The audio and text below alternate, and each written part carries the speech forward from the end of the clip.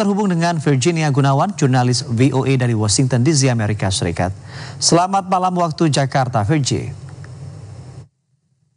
Selamat pagi waktu Amerika Serikat, Anggi. Apa yang disampaikan oleh Presiden Trump terkait tarif ke negara anggota BRICS? Ia merencanakan penetapan tarif 150% jika wacana dedolarisasi terus dilanjutkan.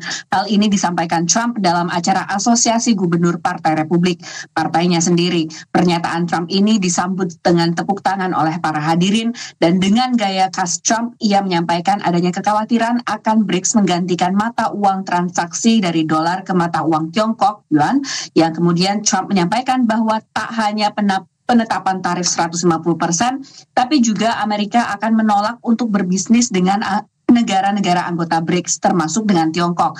Trump juga menyebut adanya perubahan sikap dari negara-negara BRICS. Sebelumnya pada saat kampanye dan juga akhir Januari lalu setelah ia ambil sumpahnya sebagai presiden, Trump juga telah menyampaikan rencananya untuk menjatuhkan tarif 100% ke negara-negara BRICS atas wacana didolarisasi atau meninggalkan mata uang dolar sebagai alat transaksi perdagangan bagi negara anggota BRICS. BRICS ini adalah organisasi antar pemerintah yang menyoroti peluang investasi dengan tim inti yaitu Brasil, Rusia, India, Tiongkok, dan juga Afrika Selatan. Sebenarnya tanpa ada ancaman tarif dari Trump pun banyak kendala yang dihadapi oleh negara anggota BRICS, termasuk perbedaan soal posisi geopolitik dan juga kebergantungan setiap negara. Tapi sejumlah negara seperti India dan 17 negara lain ini menjajaki upaya untuk bertransaksi menggunakan mata uang lokal atau rupiah India untuk mengurangi ketergantungan terhadap dolar. Anggi. Ya, Virgi, selain itu akankah transaksi menggunakan mata uang lokal atau rupiah India untuk mengurangi ketergantungan terhadap dolar? Anggi. Ya, Virgi, selain itu akankah tarif ini juga berlaku bagi Indonesia? Ya, Indonesia sendiri menjadi anggota terbaru dari BRICS pada awal Januari lalu, tepatnya pada tanggal 7 Januari 2025, setelah sempat ada tarik ulur ya terkait dengan membership atau keanggotaan Indonesia masuk ke dalam BRICS yang merupakan gabungan-gabungan dari negara-negara yang berkompetisi dengan Amerika Serikat. Tapi apakah tarif dari pemerintah Trump ini akan berlaku? Ini masih ada beberapa faktor sebelum tarif ditetapkan. Pertama, sampai saat ini Trump sebenarnya hanya menetapkan tarif pada steel dan aluminium atau baja dan aluminium.